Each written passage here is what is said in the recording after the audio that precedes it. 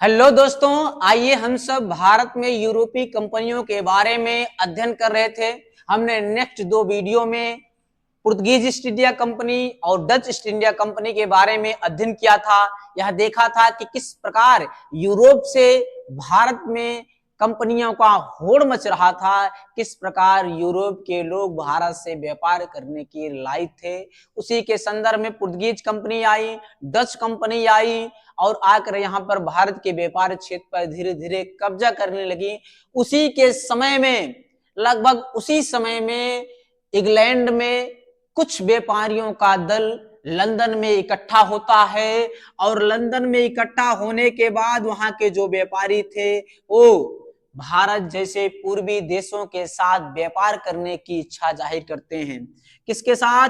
भारत जैसे पूर्वी देशों के साथ, भारत जैसे पूर्वी देशों के साथ व्यापार करने की, भारत जैसे जैसे पूर्वी देशों के साथ व्यापार करने की, पूर्वी देशों के साथ व्यापार करने की इच्छा जाहिर करते हैं। और इसी की इच्छा में लंदन में एक सभा बुलाई जाती है कुछ व्यापारियों के द्वारा। लगभग उसमें 145 लोग शामिल होते हैं और 145 लोग मिलकर भारत जैसे पूर्वी देश जैसे इंडोनेशिया, जावा, सुमात्रा, मलक्का जैसे द्वीपों से व्यापार करने की इच्छा प्रकट करते हैं। लेकिन अब व्यापार करना है इनको, यूरोप जैसे देशों के लोग हैं, इनको व्यापार करना है भारत जैसे देशों से। तो इसके लिए इन्होंने एक कंपनी का गठन करते हैं और उस कंपनी का नाम रखते हैं the governor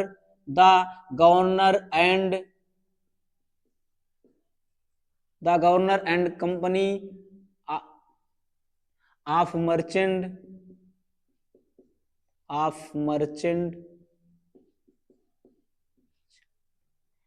the governor and company of merchant. एक कंपनी बनाते हैं और इस कंपनी का नाम रखते हैं the governor and company of merchant trading into the East India Company. इस नाम से कंपनी बनाने के बाद, इसका मसौदा तैयार करने के बाद 1599 ईस्वी में, कब? 1599 ईस्वी में इन्होंने इंग्लैंड की महारानी, जो वहां की इंग्लैंड की महारानी थी एलिजाबेथ प्रथम, कौन थी? एलिजाबेथ प्रथम। एलिजाबेथ प्रथम के समक्ष पेश करते हैं उस मसौदे को। और इस मसौदे को जब एलिजाबेथ प्रथम के समक्ष पेश करते हैं तो दिसंबर, कब?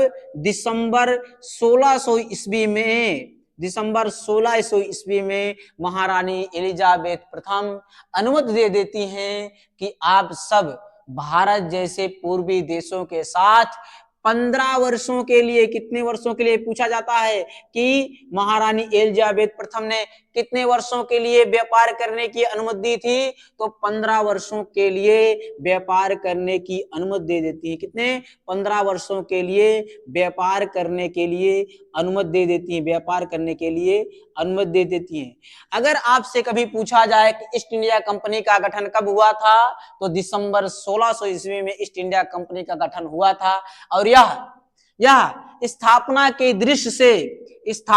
दृष्टि से दूसरी कंपनी थी। स्थापना की अगर दृष्टि से पूछा जाए तो स्थापना की दृष्टि से दूसरी कंपनी थी, जबकि आगमन के क्रम में तीसरी कंपनी थी।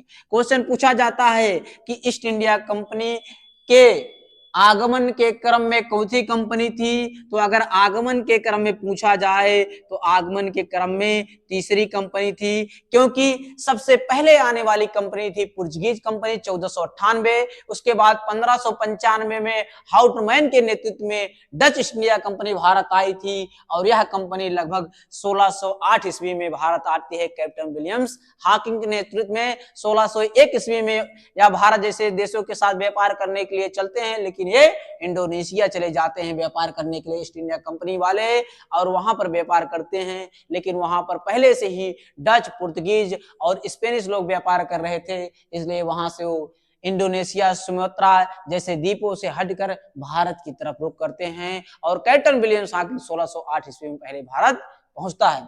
वहां तो अभी डिस्कशन करेंगे, पहले इतना समझते चलिए कि अगर आपसे पूछा जाए कि ईस्ट इंडिया कंपनी की स्थापना कब हुई थी, तो दिसंबर 1600 ईस्वी में।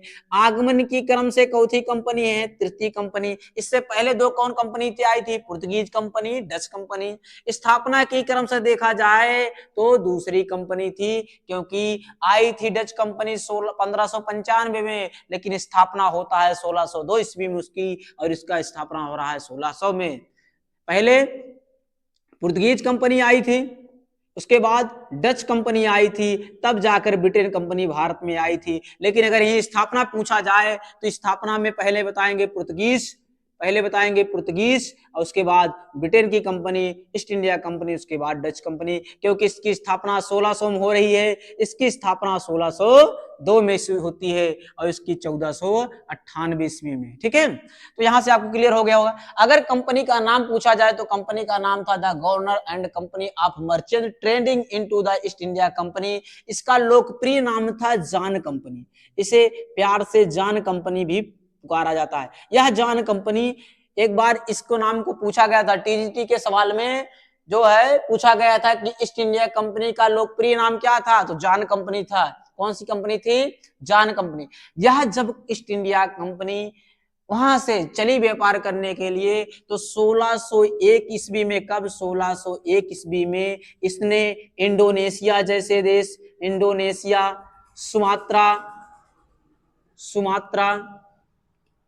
इंडोनेशिया, सुमात्रा, मलक्का द्वीप को क्या कहते थे? एशिया की मंडी के रूप में कहा जाता था। पहले ये सब यहाँ व्यापार करने के लिए जाते हैं, लेकिन यहाँ पर पहले से ही डच, पुर्तगीज लोग व्यापार कर रहे थे, इससे यहाँ से समस्या इनको होती है और ये सब भारत की तरफ रुख करते हैं और अपना पूरा फोकस भारत पे करते हैं। तो एक चीज यहां से और पूछा जाता है, कभी कभी पूछा जाता है कि जब लंदन में ईस्ट इंडिया कंपनी का गठन हो रहा था तो उस समय मुगल बादशाह कौन थे? तो आपसे जब भी कभी पूछा जाए कि जब ईस्ट इंडिया कंपनी का लंदन में गठन हो रहा था 1600 ईस्वी में, तो उस समय भारत के मुगल बादशाह कौन थे? तो भारत के मुगल बादशाह अकबर थे, क्योंकि अकबर का शासनकाल का 1556 से 1605 ईस्वी में। तो भारत के मुगल बादशाह कौन थे? मुगल बादशाह अकबर का शासनकाल था। बादशाह कौन थे? अकबर थे। या काफी बार पूछा गया है कि जब ईस्ट इंडिया कंपनी का लंदन में गठन हो रहा था तो भारत के मुगल बादशाह कौन थे? तो भारत के मुगल बादशाह कौन थे? अकबर थे।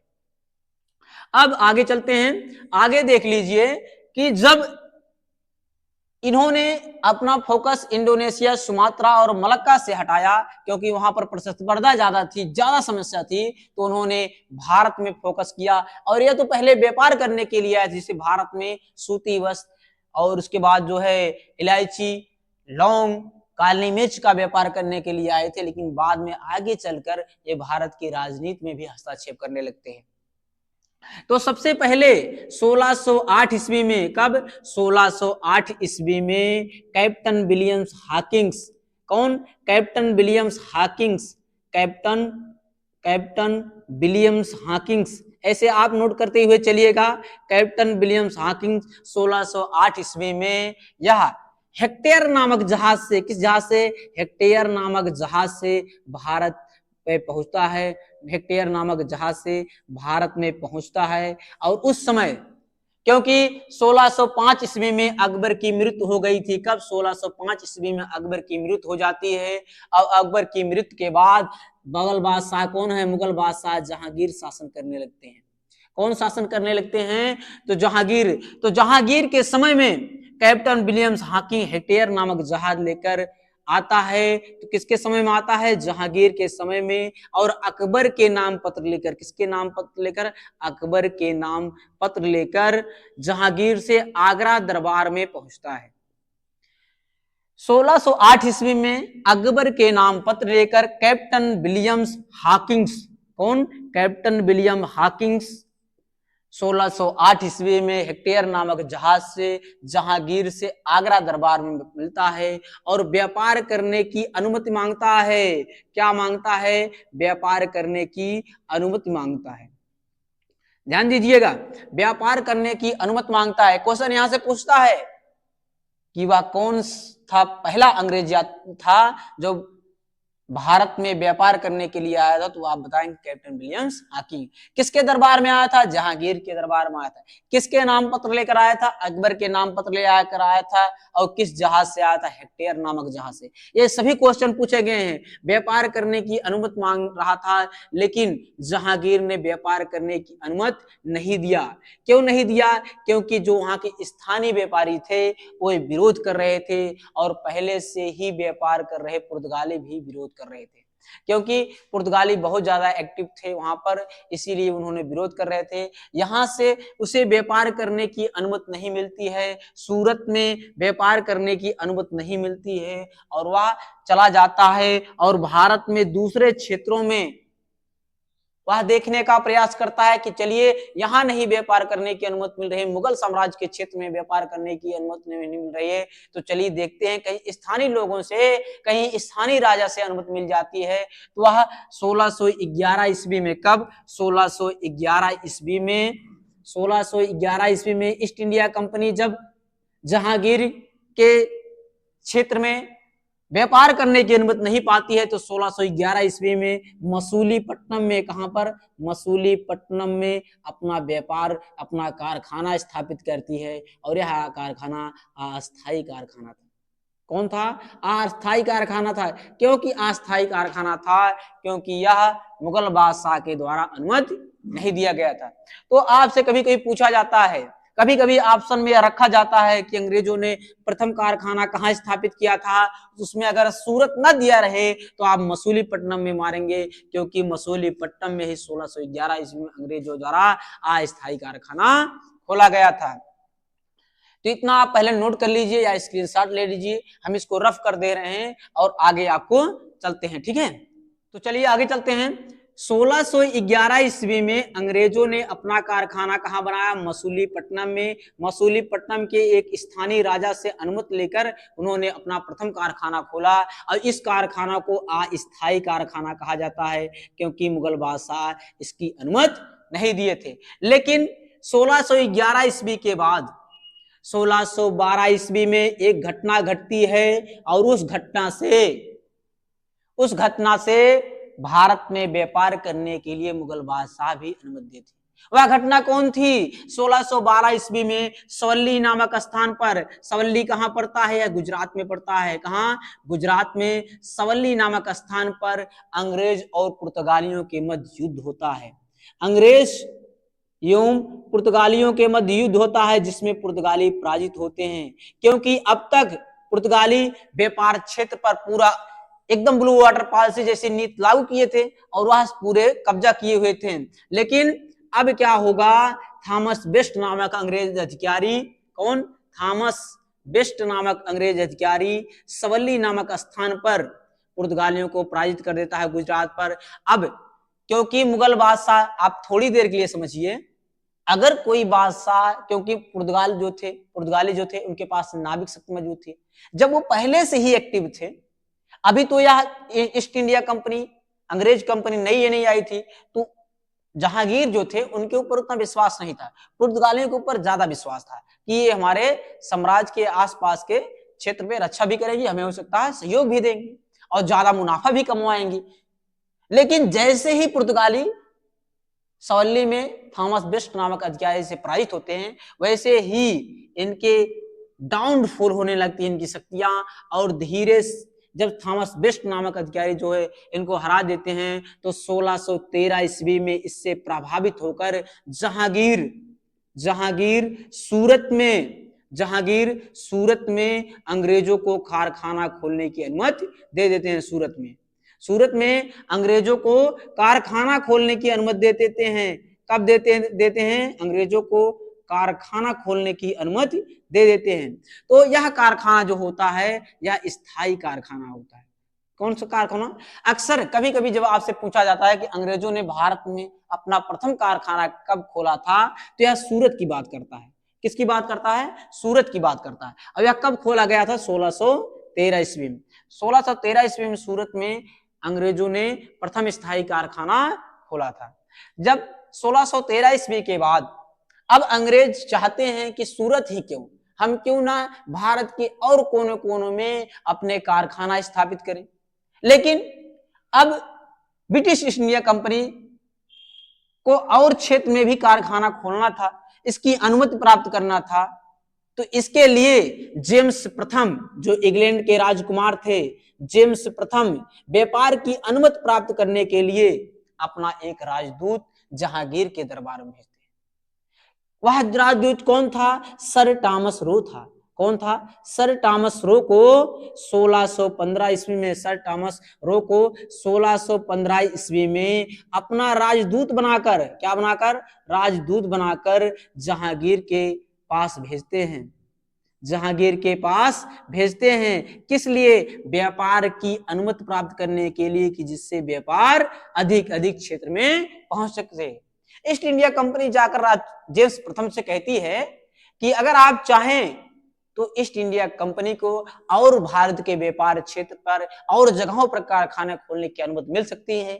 तो जेम्स प्रथम कहते हैं कि कैसे? तो उन्होंने कहा आप राजा हैं, अगर आप चाहेंगे तो आप उनके समक्ष, जहांगीर के समक्ष अगर आप बात रखेंगे तो आपकी बात को मना नहीं करेंगे। इसीलिए जेम्स प्रथम सर टॉमस रो को अपना राजदूत बनाकर जहांगीर के पास भेजते हैं और सर टॉमस रो जहांगीर से आगरा दरबार में मिलता है। यह सर टॉमस रो बहुत चालाक था। चालाक कैसे था?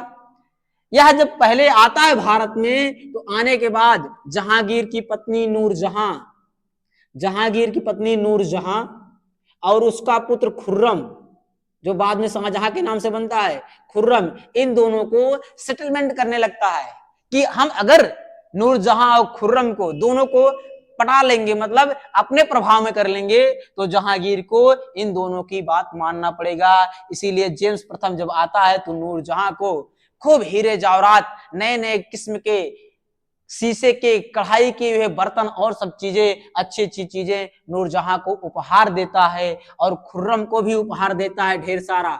और उसके बाद यह इंग्लैंड की एक बग्घी लाता है, इंग्लैंड की एक बग्घी लाता है, बग्घी नए जमाने वाली बग्घी लाता है और वह जहांगीर को उपहार करता है।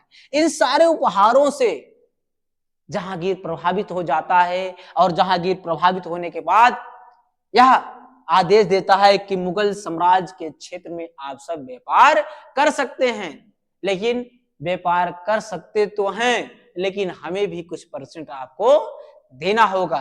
तो यहां से जेम्स प्रथम जो सर टॉमस रो को भेजा था, यह अपने नीतियों में सफल होता है और ईस्ट इंडिया कंपनी के लिए व्यापार करने की अनुमति प्राप्त करने में सफल होता है। अब सूरत ही क्या, भारत के अन्य कोनों में भी ईस्ट इंडिया कंपनी अपनी कारखाना लगाना शुरू कर देती है, क्योंकि जहांगीर के जितने भी क्षेत्र थे वहां पर व्यापार करने की अनुमति पा जाता है।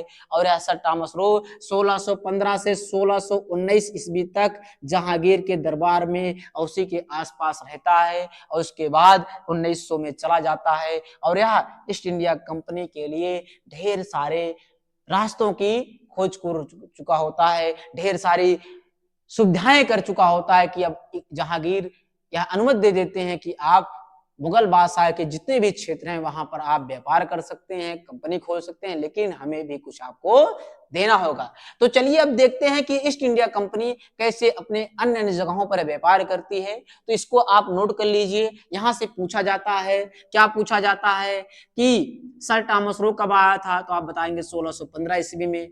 किसका दूत था? जेम्स प्रथम का राजदूत बनकर आया था। किसके समय में आया था? जहांगीर के समय में आया था और उन्हें खुर्रम और नूरजहां को जो उपहार दिया और यहाँ व्यापार की छूट प्राप्त करने के लिए आया था। यहाँ से आपको क्वेश्चन डायरेक्ट पूछा जाता है और यहाँ से ये क्वेश्चन इंपॉर्टेंट है, पूछा जाता है अंग्रेजों ने भारत में प्रथम कारखाना कब स्थापित किया था? तो 1613 ईस्वी में। कहां पर? सूरत में। और यह खोला गया अंग्रेजों द्वारा प्रथम स्थायी कारखाना था। यहाँ से 1611 ईस्वी में कारखाना खोला था उन्होंने, मसूलीपट्टनम खोला था, लेकिन यहाँ स्थायी कारखाना था, वहां के जो क्षेत्रीय राजा थे उनकी अनुमति से खोला गया था। तो चलिए इसको आप नोट कर लीजिए। इसके बाद हम सब देखते हैं कि अंग्रेजों ने और जगहों पर कैसे कैसे कारखाना खोला, कब खोला था। ठीक है, 30 ईस्वी में गोलकुंडा के राजा एक फरमान जारी करते हैं। क्या? एक गोल्डन फरमान जारी करते हैं। कौन सा फरमान? गोल्डन फरमान इसे कहा जाता है। गोल्डन फरमान फरमान जारी करते हैं और उस गोल्डन फरमान के द्वारा ये 500 पैगोड़ा लेकर 500 पैगोड़ा लेकर गोलकुंडा के बंदरगाहों और उस क्षेत्रों पर व्यापार करने की अनुमति दे देते हैं। तो अगर आपसे पूछा जाए कि 1632 ईस्वी में गोलकुंडा के राजा जो थे उन्होंने एक फरमान जारी करते हैं और उस फरमान के द्वारा 500 पैगोडा पर वार्षिक कर लेकर 500 पैगोडा पर वार्षिक कर लेकर गोलकुंडा के बंदरगाहों गोलकुंडा के गाहों पर व्यापार की अनुमति दे देते हैं। कहां पर? गोलकुंडा के बंदरगाहों पर व्यापार करने की अनुमति दे देते हैं। कब दे देते हैं? 1632 ईस्वी में। 1632 ईस्वी में गोलकुंडा के राजा जो थे एक फरमान जारी करते हैं और उस फरमान के द्वारा 500 पैगोडा पर वार्षिक कर लेकर गोलकुंडा के क्षेत्रों में व्यापार करने की अनुमति दे देते हैं। 1639 ईस्वी में मद्रास में अंग्रेजों ने क्या करते हैं? चंद्रगिरी के राजा से मद्रास को पट्टे में ले लेते हैं। चंद्रगिरी के राजा से मद्रास को पट्टे में प्राप्त करते हैं। मद्रास को पट्टे में प्राप्त और मद्रास को पट्टे में प्राप्त करने के बाद यहां पर एक किले का निर्माण करते हैं जिसे सेंट फोर्ट जॉर्ज के नाम से जाना जाता था। सेंट फोर्ट जॉर्ज के नाम से जाना जाता है और इस सेंट फोर्ट जॉर्ज को ही अंग्रेजों की प्रथम प्रेसिडेंटी कहा जाता है।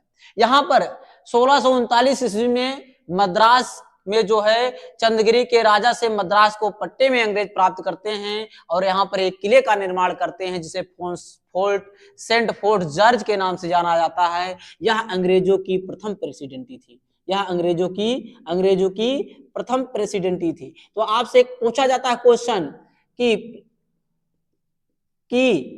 मद्रास को अंग्रेजों ने कैसे प्राप्त किया था, तो आप बताएंगे मद्रास को अंग्रेजों ने चंद्रगिरी के राजा से पट्टे पे प्राप्त किया था और यहाँ पर एक किले का निर्माण किया था जिसे सेंट फोर्ट जॉर्ज के नाम से जाना जाता है। यह अंग्रेजों की प्रथम प्रेसिडेंसी थी। अंग्रेजों ने इसे अपनी प्रेसिडेंटी बनाया, प्रथम प्रेसिडेंसी इसी को कहते हैं। ठीक है।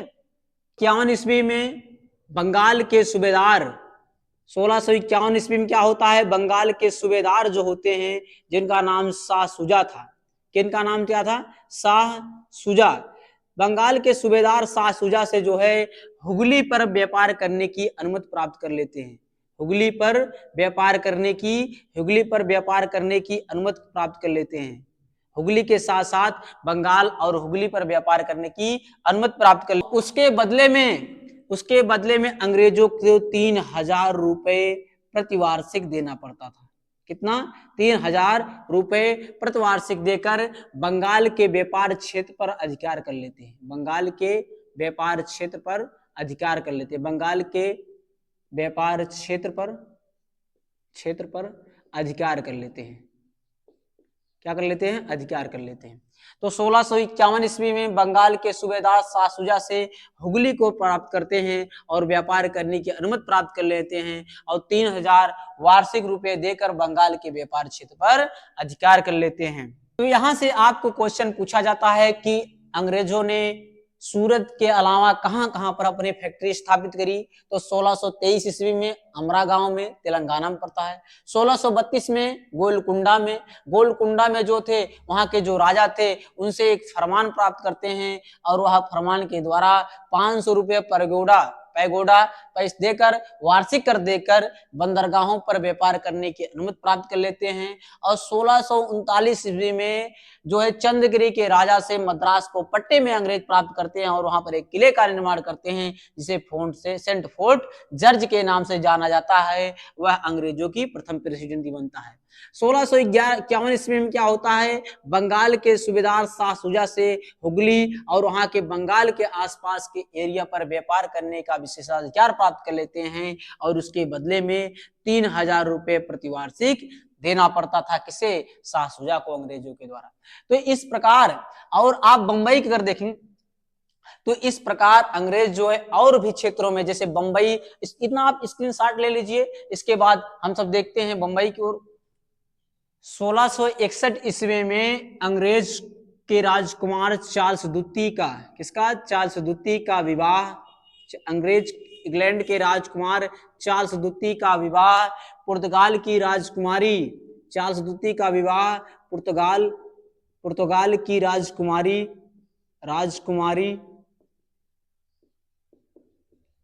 कैथरीन ऑफ बंगरेजा से हो जाता है, कैथरीन से हो जाता है। और इस विवाह के बाद बंबई को पुर्तगालियों ने दहेज के रूप में, बंबई को पुर्तगालियों ने दहेज के रूप में किसे दे देते हैं, चार्ल्स द्वितीय को दे देते हैं दहेज के रूप में। तो आपसे पूछा जाता है क्वेश्चन कि किसको दहेज के रूप में बंबई प्राप्त हुआ था, तो आप बताएंगे चार्ल्स द्वितीय को। कब प्राप्त हुआ था, 1661 ईस्वी में। और किसने दिया था, पुर्तगाल की राजकुमारी के विवाह के समय बंबई को पुर्तगालियों ने दहेज के रूप में दे दिया था। अब चार्ल्स जो द्वितीय थे वो 1668 ईस्वी में 10 पाउंड प्रतिवार्षिक किराया लेकर इसे बंबई को ईस्ट इंडिया कंपनी को दे देते हैं। ईस्ट इंडिया कंपनी को दे देते हैं बंबई, ईस्ट इंडिया कंपनी को दे देते हैं। और इस ईस्ट इंडिया कंपनी बंबई को सुव्यवस्थित करती है, सही तरीका से करती है, उसको सिस्टमैटिक ढंग से प्रेसिडेंटी बनाती है। और इसी बंबई की अगर स्थापना पूछा जाए, क्वेश्चन पूछता है कि बंबई की स्थापना किसने किया था, तो आप बताएंगे अगर बंबई की स्थापना पूछा जाए, बंबई की अगर स्थापना पूछा जाए कि बंबई की स्थापना किसने किया था, तो आप बताएंगे गेराल्ड अंगियार ने।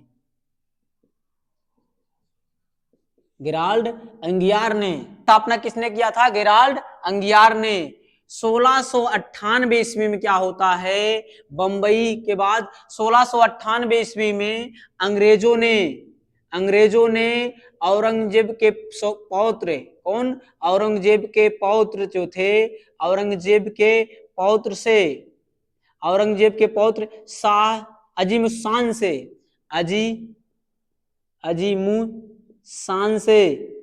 औरंगजेब के पौत्र अजीमुशान से 3 क्षेत्रों को प्राप्त करते हैं। 3 क्षेत्रों को, एक कालिकाता,